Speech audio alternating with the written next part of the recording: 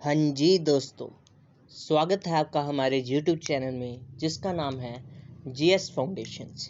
और आज के इस लेक्चर में मैं आपके लिए मिक्स मॉक टेस्ट लेके आ गया हूँ रीजनिंग और जनरल स्टडीज़ का।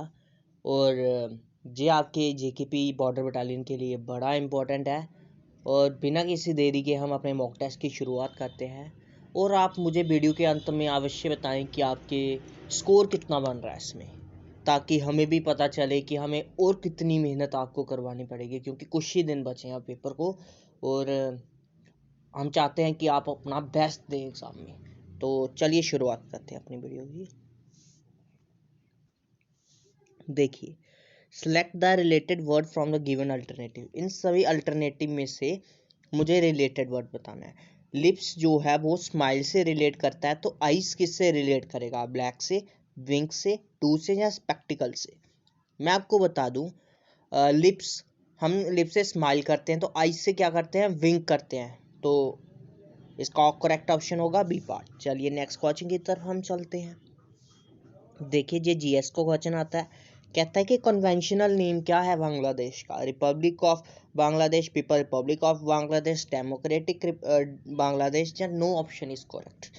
मैं आपको बताऊं, बांग्लादेश का कन्वेंशनल नेम जो है वो पीपल्स रिपब्लिक ऑफ बांग्लादेश है। आप इसको याद रख सकते हो।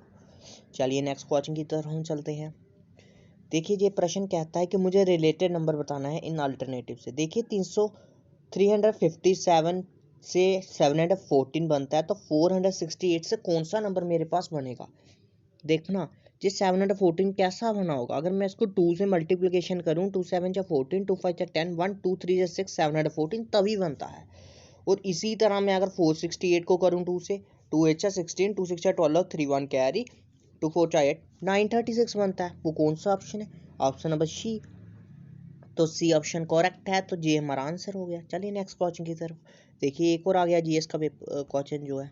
कहता है कि कौन सा जो है एलिमेंट जिसका वाइडर एप्लीकेशन मिलता है ट्रांजिस्टर इंडस्ट्री में? Silicon and germanium, carbon and platinum, iridium and germanium, tungsten and platinum.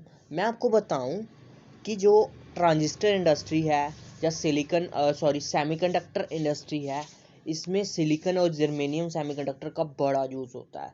और आजकल जो हम हर चीज़ स्मार्ट फ़ोन से करते हैं, मतलब हर चीज़ें ऑनलाइन हो गई है, तो इसका तो और मतलब कि फ्यूचर में डिमांड और इंक्रीज होगा इसका। तो करेक्ट ऑप्शन है इसका सिलिकॉन एंड जर्मेनियम सेमीकंडक्टर जो है, इसका यूज़ बहुत ही ज़्यादा एप्लीकेशन मिलता है ट्रांजिस्टर और सेमीकंडक्टर इंडस्ट्री में। चलिए नेक्स्ट क्वेश्चन की तरफ हम चलते हैं। देखिए, ये क्या कहता है, इसमें से मुझे और लेटर बताना है कौन सा आएगा। सबसे पहले तो इसका रीजनिंग कर लीजिए ना। एक्स का कितना होता है? 24। डब्ल्यू का कितना हो गया? 23। और वी का कितना हो गया? 22। आर का कितना हो गया सर? 18 हो गया। क्यू का कितना हो गया सर? 17 हो गया। पी का कितना हो गया? 16 हो गया। एच का 8 हो गया। एफ का 6 हो गया। ई का 5 हो गया। एम का 13 हो गया। एल का 12 होता है। और के का 11 हो गया। देखना, इसमें भी एक का गैप आ रहा है, इसमें भी एक का गैप आ रहा है, इसमें भी एक का गैप आ रहा है, इसमें भी एक का गैप, इसमें भी एक का गैप, इसमें भी एक का गैप, पर इसमें 2 का गैप, और ये मतलब कि अलग हो गया ना। तो करेक्ट ऑप्शन हो गया सी पार्ट। चलिए हम नेक्स्ट क्वेश्चन पे चलते हैं। देखिए, कहता है कि कौन सा आर्टिकल जो है वो अमेंडमेंट ऑफ द कॉन्स्टिट्यूशन से डील करता है? पार्ट दिया है इन्होंने, ठीक है। तो पार्ट 14, पार्ट 16, पार्ट 18, या पार्ट 20? मैं आपको बताऊं, जो कॉन्स्टिट्यूशन के अंदर अमेंडमेंट से जो डील करता है ना पार्ट, वो पार्ट है 20। और इस पार्ट के में आपको बता दूं कि आर्टिकल, अगर इसकी जगह कभी आर्टिकल पूछ लेना, आर्टिकल 368 जो है वो अमेंडमेंट से डील करता है। कोई भी आपको अगर चेंजिंग करनी हो अपने कॉन्स्टिट्यूशन के अंदर, किसका किसी का भी चेंजिंग लाना हो, तो आप इस आर्टिकल 368 के तहत करते हो, और जो पार्ट 20 के अंदर है। चलिए नेक्स्ट क्वेश्चन की तरफ हम चलते हैं। क्या पूछ रहा है?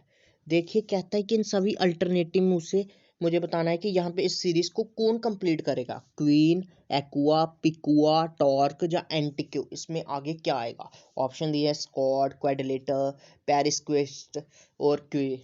ठीक है, देखना ध्यान से कि मैं इसमें देखूं तो मुझे कोई पहले हाँ देखना, इन सभी में यू कॉमन दिख रहा है आपको, you you you you you, तो इसमें भी यू दिख रहा है, इसमें भी यू है, इसमें यू है, इसमें यू। तो ऐसा ही कुछ बनाने की कोशिश करता हूँ। देखना यहाँ पे यू कौन सी पोजीशन पे है सर, दूसरी। यहाँ पे कौन सी है सर, तीसरी। यहाँ पे कौन सी पोजीशन, चौथी पोजीशन। यहाँ पे कौन सी, पांचवी पोजीशन। यहाँ पे कौन सी, छेवीं। एब्सोल्युटली आगे सातवीं पोजीशन पे आएगा यहाँ पे जो भी होगा। देखिए सातवीं पोजीशन, यहाँ पे तीसरी पोजीशन ये नहीं हो सकता, यहाँ पे दूसरी ये भी नहीं हो सकता, यहाँ पे भी दूसरी ये भी नहीं हो सकता, यही होगा। देख लेना, 1 2 3 3 6 और एक 7। हाँ, सातवीं पोजीशन पे यू है और यही हमारा करेक्ट आंसर होगा। चलिए नेक्स्ट क्वेश्चन की तरफ हम चलते हैं। क्या कहता है, देखना, ध्यान देना। कहता है इन सभी में से in which session of the Congress was a slogan of Simon commission boycott के बारे में मतलब कि स्लोगन लगाए गए थे। कलकत्ता सेशन में, मद्रास सेशन में, सूरत सेशन में या नागपुर सेशन में। मैं आपको बताऊं ये मद्रास सेशन में किए गए थे। आप इसको याद रख सकते हो, पेपर में पूछा गया है पहले भी, और डेट भी रखना यार 1927। ठीक है, चलिए नेक्स्ट क्वेश्चन की तरफ हम चलते हैं। देखिए क्या कहता है ये क्वेश्चन। कहता है कि इस सीरीज को कंप्लीट करना है मुझे सीधे। ठीक है, यहाँ से यहाँ तक जाऊँ तो 72 से 65.7 देखूँ तो अगर मैं इसको करके तो 3 11 में से 5 निकाले 6, हाँ 6.3 आ रहा है। क्या यहाँ पे भी 6.3 बन रहा है, तो यहाँ पे भी मैं 6.3 से काट दूंगा। ठीक है, अगर देखना 53.5 से 46.8 निकालूं तो 11 में से 8 निकाले तो होता है 3, 12 में से 6 निकाले 6, हाँ 6.3 हो रहा है। तो 65.7 से 6.3 निकालूंगा, 7 में से 3 निकाले 4 और 5 में से 6 निकाले जाते कैरी लिया, 15 में से 6 निकाले 9 और यहाँ पे 59.4। कौन सा ऑप्शन है, ऑप्शन नंबर ए, यही हमारा करेक्ट आंसर होगा। चलिए नेक्स्ट क्वेश्चन की तरफ हम चलते हैं। देखिए क्या प्रश्न है। देखिए पूछता है कि इनमें से किसको ब्राउन कोल कहा जाता है, एंथ्रासाइट को, विटुमिनियस को, कोक को या लिग्नाइट को। मैं आपको बता दूं कि लिग्नाइट को ब्राउन कोल कहा जाता है, पेपर में पूछा गया है, आप इसको याद रख सकते हो। चलिए नेक्स्ट क्वेश्चन की तरफ चलते हैं। कहता है कि मुझे ये दिया है स्टेटमेंट और मुझे बताना है इनमें से कौन सा कंक्लूजन करेक्ट होगा। देखना ध्यान से कि अगर कहता है कि सम वाइल्ड आर कार्निवोर्स, कहता है कुछ वाइल्ड जो है वो कार्निवोर्स हैं, सॉरी यहाँ पे सी लिखिए कार्निवोर्स। तो कहता है ऑल वाइल्ड आर लाइन, जितने भी वाइल्ड हैं वो सभी लाइन हैं। तो बताना है कि कौन सा कंक्लूजन सही है। सभी कार्निवोर्स जो होंगे वो लाइन होंगे, मुझे नहीं लगता सभी कार्निवोर्स लाइन होंगे, तो पहला कंक्लूजन तो गलत होगा। सम लाइन्स आर कार्निवोर्स, कुछ लाइन कार्निवोर्स होंगे। हाँ ऑप्शन दिख रहा तो है, कुछ लाइन्स ही कार्निवोर्स हैं, तो इट मीन्स मेरा correct answer conclusion 2 is the correct, मतलब only conclusion 2 follows, B part is the correct answer. चलिए नेक्स्ट क्वेश्चन की तरफ चलते हैं।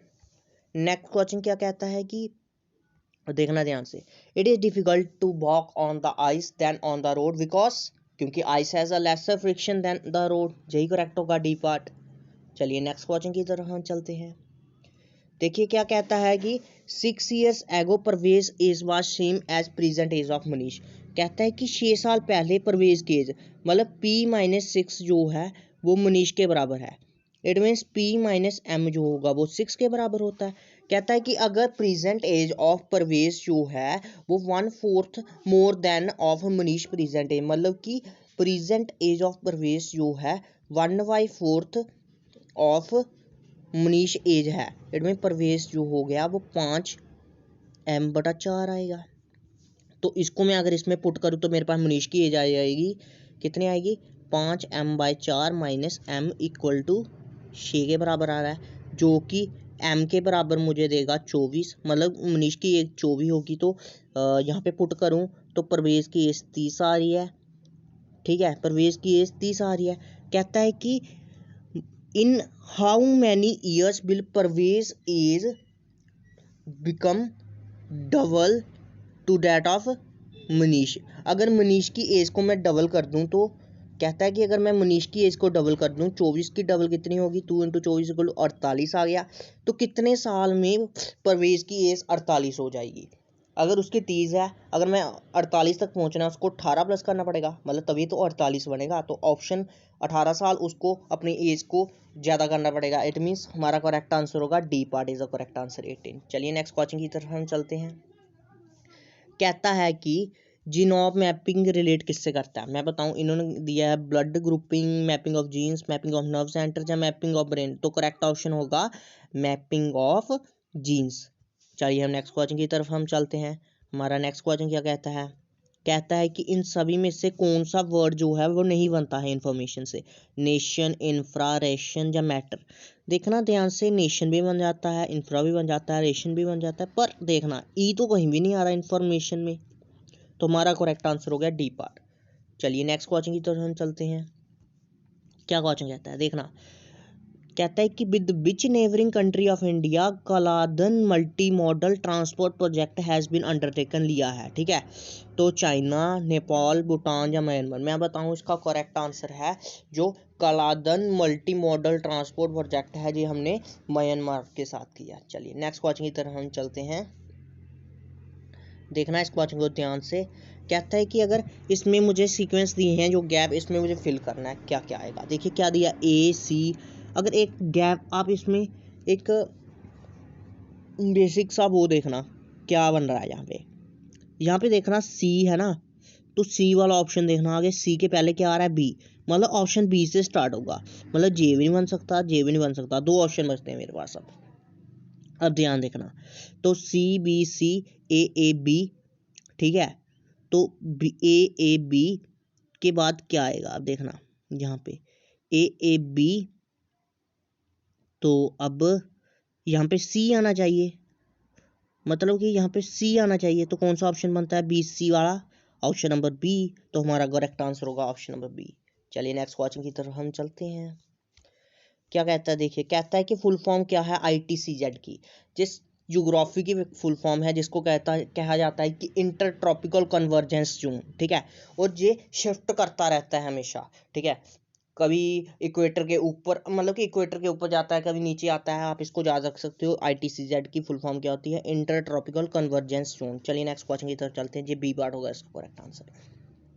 चलिए नेक्स्ट क्वेश्चन क्या कहता है कि इसमें से मुझे अगर 14 जो है 16 से है, 33 25 से है, तो वैल्यू ऑफ ए क्या होगी। देखना, अगर मैं 18 को 14 ये है ना, 18 को 14 से माइनस करूँ तो मेरे पास 4 आता है। अगर उसका स्क्वायर करूँ तो मेरे पास 16 आता है। अगर मैं 25 को 33 से माइनस करूँ तो मेरे पास कितना आता है, 7 आता है। उसका स्क्वायर करूँ 64 आता है। बिल्कुल सही है। अब कहता है कि किस किस इसमें मैं किसका माइनस करूँगी, 49 बनता है। मुझे पता है 49 जो है वो 7 का स्क्वायर आता है, सॉरी ये 8 का स्क्वायर है, इसको याद रखना।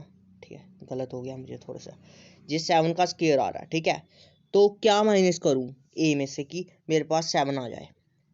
सर 32 कर लीजिए, और कुछ भी हो सकता है।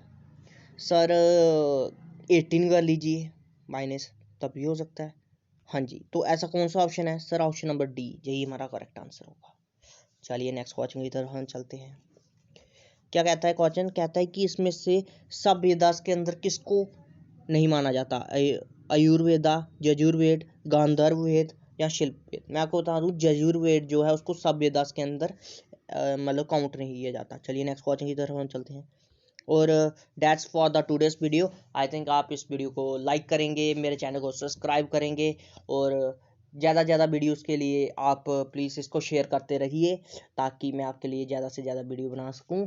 और जैसे ही बॉर्डर बटालियन का एग्ज़ाम ख़त्म होता है कि उसके बाद ही मैं SI की जो भी, मतलब कि SI का पेपर होगा मुझे पता है आगे, तो उसके लिए जितनी भी प्लेलिस्ट मैं बना दूंगा अच्छी तरह से वीडियो आपके लिए, उसकी आपको टेंशन लेने की ज़रूरत नहीं है। So keep share it.